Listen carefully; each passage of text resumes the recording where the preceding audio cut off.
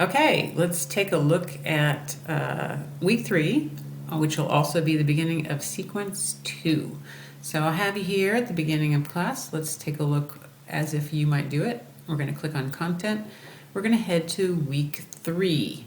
Okay, so week 1 and week 2 were sequence 1. Now we're moving into sequence 2. Remember that those information over here under assignment and format details, if you click on it, you'll see those 3 sections, section for sequence 1, 2, and 3. So you'll want to check out both. First off, let's take a look at week 3 so you can see an overview of what's happening for the week. You'll be looking at writing a memo, which will be on a company of your choosing. You may think about this in a couple of different ways. You may think about it as a company that you would like to work for in the next 5 years or 2 years or 5 seconds. Or you could look at it as a company you'd like to work for 10 years from now. You may also think about it as something you'd like to have an internship at. So you'll be choosing a company, it can be local, global, or national, it's up to you. You'll be investigating that company to find out about it, and then you'll be writing a resume and a cover letter targeted to that business.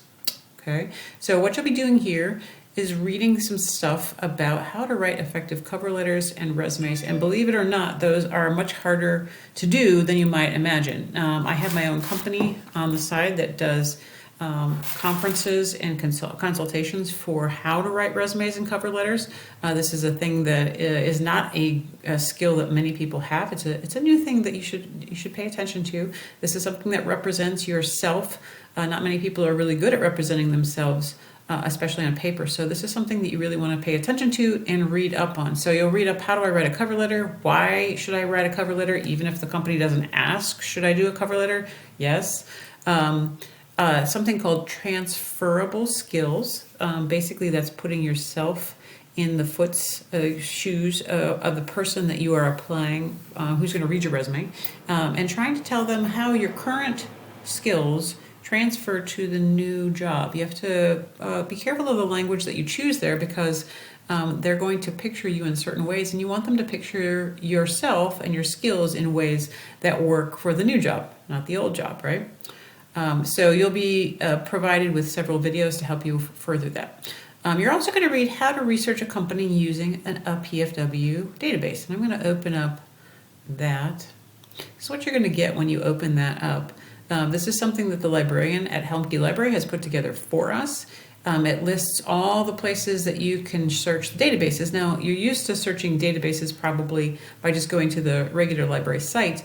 This is stuff that is targeted directly at researching companies, which is what you're going to need, right? Not general Google stuff, but how do you search a company in any of these databases? Some of them are business reports, business company profiles, sometimes stock market stuff.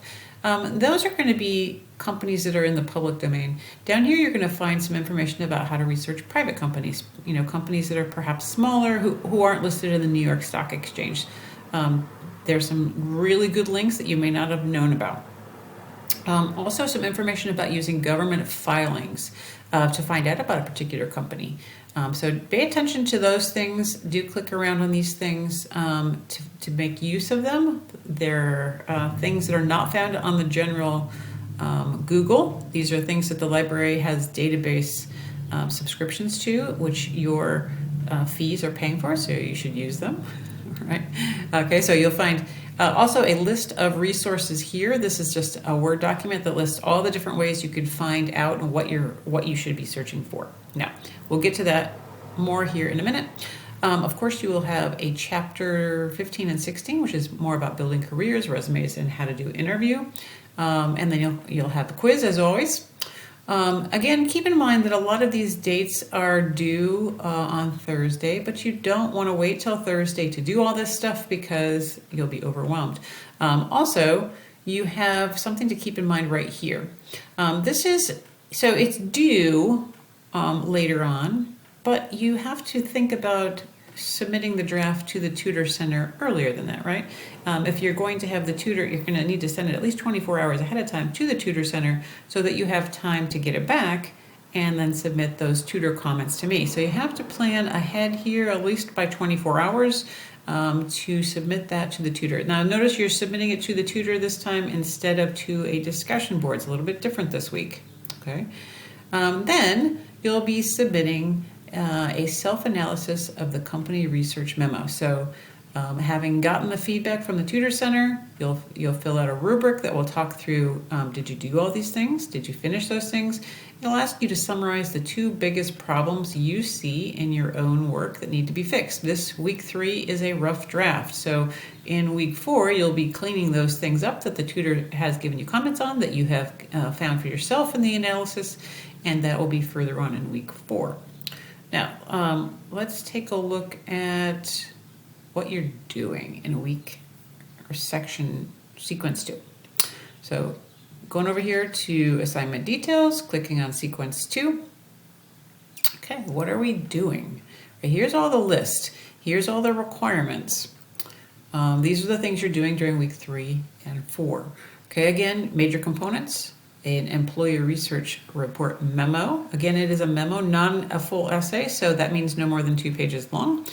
Even 1, if you can fit all of those things in better. A resume and cover letter targeted toward it. You're also then going to do an oral presentation, which is a 3 to 4 minute presentation using PowerPoint or some sort of, with some sort of visual. It doesn't have to be PowerPoint, it could be a visual, you could use something else. And during that 3 to 4 minutes in which you record yourself, probably using something called Screencast-O-Matic, which is exactly what I'm using, so you can use the same thing. It's free, it's easy to use, very intuitive.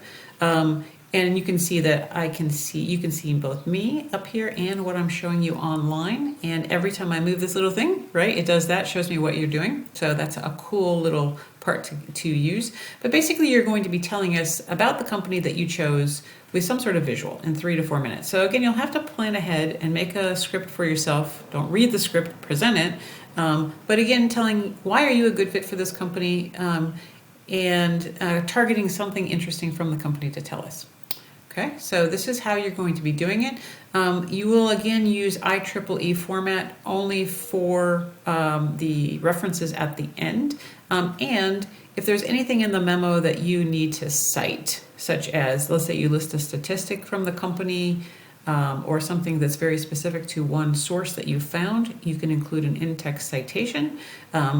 Make sure that you take a look at the IEEE format for such things. They're pretty easy, but do take a look at it if you're not familiar with IEEE, which most of you aren't. Okay, so this is how you're going to be looking through this whole information. These are the things that you want to have included in your memo. What about the company? What should it be like? These are things for the cover letter. These are things for the resume, and there are separate videos that will kind of walk you through those particular items. So this is what you want to do. Again, we are in sequence 2. We've moved into sequence 2, which is week 3 and week 4. So week 3 is your rough draft week. Week 4 is going to be where you turn things in. Okay, so again, there's some cover letter tips here. There's some resume tips, lots of stuff here to kind of peruse when you're looking at sequence 2 stuff. Again, don't forget to take a look at all these things. This is something that past students have really enjoyed because it's very useful to you in looking at things that you want to move forward for yourself, right? Either an internship, a part-time job, a full-time job, a career choice. We have all kinds of different people in this particular class. We have people who are still in high school who are doing dual credit. We've got students who are in college. We've got people who have been out in the work world for a long time and are coming back. So lots of different styles of resumes that we're going to be seeing here. Notice there are also some presentation student samples if you want to take a look at how other people did their 3 to 4 minute presentation. You can take a look. Okay, lots of stuff for you.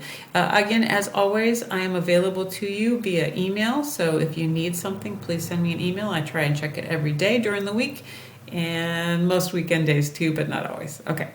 Have a great summer.